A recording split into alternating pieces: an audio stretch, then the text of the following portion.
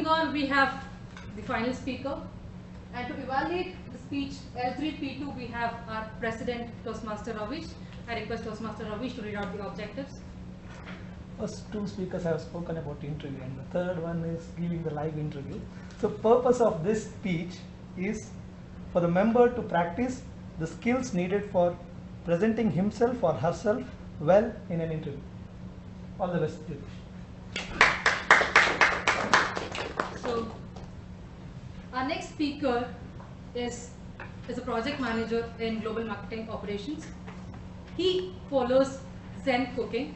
He is a foodie, and I forgot. all right. So I would now like to set the context for this L3P2 speech. So Toastmaster Jyothish would be interviewed by Toastmaster Divya, as Toastmaster Divya is a brand ambassador of a Thai company called Fasten. So I now welcome Toastmaster Jyothish and Toastmaster Divya along. Divya along for the speech. Post vacant, Toastmaster Jyothish.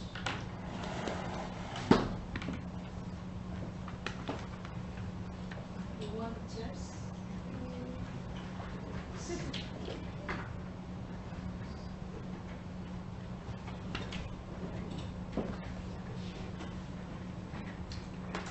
Thanks, Divya Shetty. Good afternoon. Please ask. Good afternoon to you. How are you doing today? I'm well. How are you? I'm doing good. Thank you. So, Jyothish, can you tell me about yourself and how did you, get to know about this offer? And why did you decide to pick my company out of the other million opportunities that you had? Well, good question. In fact, I was in IT sector from past 10, 15 years, and I've been knowing about your brand from past 5 years, and the immense opportunity which it can create in the Indian society. One of our own Indian brand which can bring about changes like Zara. So I could see a lot of potential where I can bring in my expertise and bring in all those value to the market. I'm glad that you're comparing my company to something like Zara. That motivates me as well. That's a really good point. Now, to take this forward, you've been in the IT sector, something that's very different from a fashion industry. The demands for both are not the same. The way we progress in a fashion brand is not the same way that the IT sector progresses. So what do you think is that one skill that you've developed in the IT sector that you could take on and put it into the fashion industry, and that would lift my company up? True. In fact, I've seen the offline explosion which you have created in the market, but I would like to tap that into online stream where getting onto those digital assets and immense potential that we can create those data and how we can manipulate it. So if you go back to Zara, I think you would have definitely looked at it and how they bring about changes and innovations by just using those data. So I thought, why not bring into something unique of your brand, and you as a brand value. I could see a lot of user, how they come and have given descriptions and how they love it. But it's very minimal, so we have to extrapolate it, the online part of it. So that's how this is going to really take you towards a higher brand margin. Okay, that's a great plan, but let's be practical and lucid. How do you think you, as one person, if I had to put just you on my team, how do you think you would, what would you exactly do online to put my company one step higher?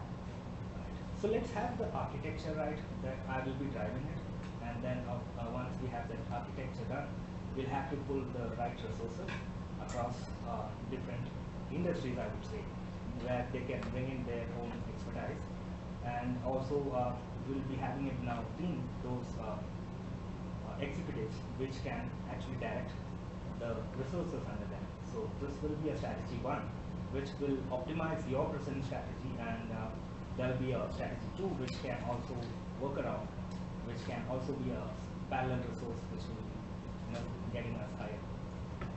See, with online, I agree that everybody is getting popular with tech savvy things like shopping online. But if you notice, the target of my company was to popularize it with the not so well-to-do audience also. So how do you think you could reach out to these guys as well, and not just the tech savvy audience that you're looking for? Of course, that's a big achievement to get there and go online. But how would you, as a marketing person, target the not so, tech savvy guys? Right. In fact, I was looking at a few of your brands offline. I had been to the stores. So, few of the behavioral aspects of the customers help me to understand, where the brand is actually uniquely put, and how I can, get into understanding more of it. So, unknown customer is something where we have to target them based on those keywords. So, whoever is going to our competitors, we have to pull them in.